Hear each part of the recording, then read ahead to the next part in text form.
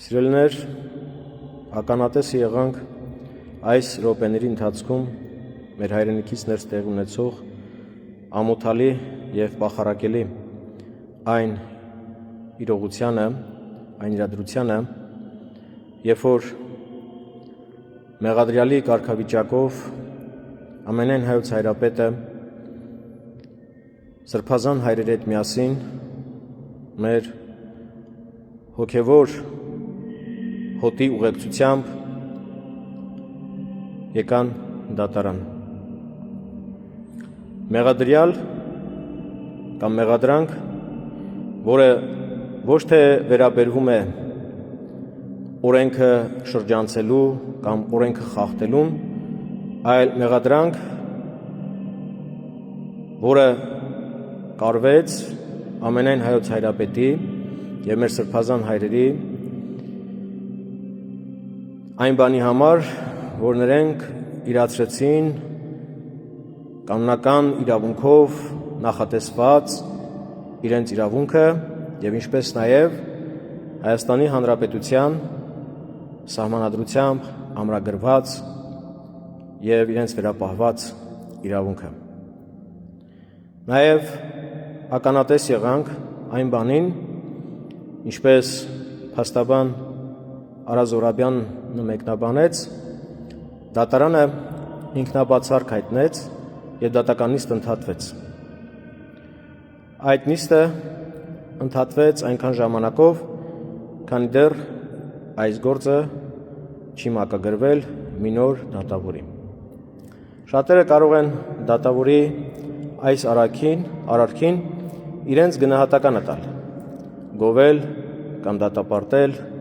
գնահատել կամ պարսավել, սակայն ճշմարտությունը մեզ պատմում է այն բանի մասին, որ դատավորը լինելով հայ առաքելական եկեղեցու զավակ չէր կարող մեղադրյալի աթոռին իր առջև նստած տեսնել ամենայն հայոց հայրապետին և սրբազան հայրերին, որքան էլ բռնաճնշումները և քաղաքական պարտադրանքները սաստիկ լինեն, միևնույն է, խիղճը մարդու ներսում, որ Աստծո ներկայությունն է, պիտի հուշի իրեն, որ ինքը սխալ է գործում, մեծագույն մեղք է գործում։ Դատում են անմեղին։ Բայց,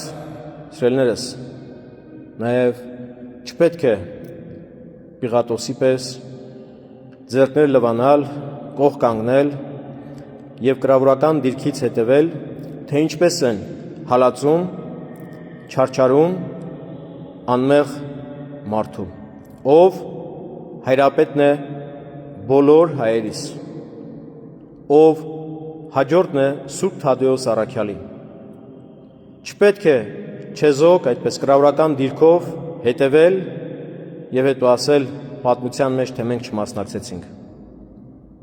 Սիրելիներս, ձեռքերը լվանալ և կողք կանգնել, դա դեռ չի նշանակում, որ չեք մասնակցում։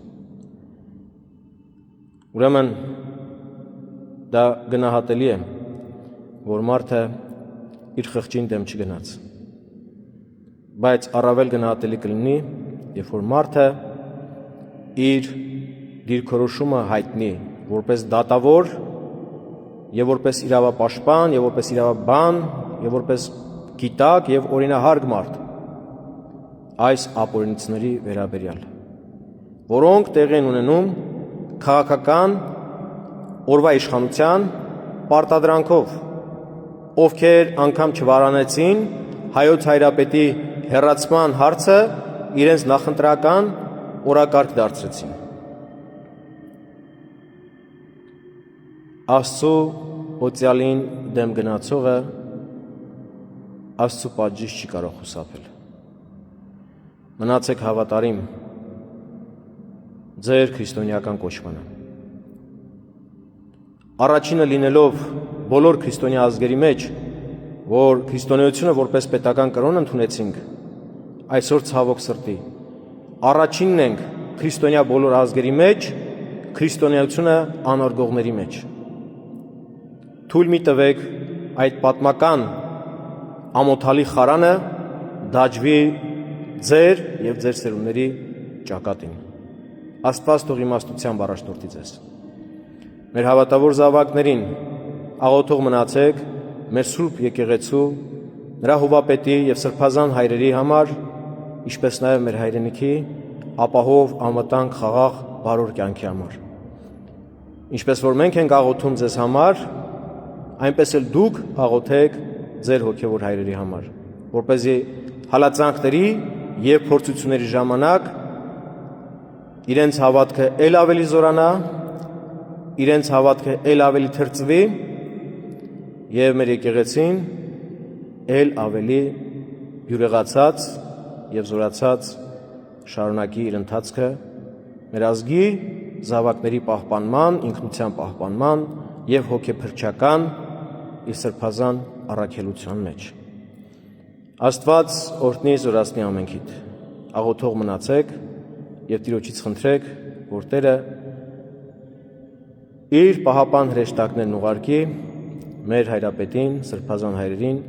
և բոլորիս։ Նաև աղոթեք այն դատավորների համար, ովքեր այդ հոգևոր տառապանքի միջով ստիպված են լինում անցնել քաղաքական իշխանության պարտադրանքով։ Աղոթեք, որպես իրենք ընտրության ժամին ճիշտ ընտրություն կատարեն։ Ընտրություն կատարեն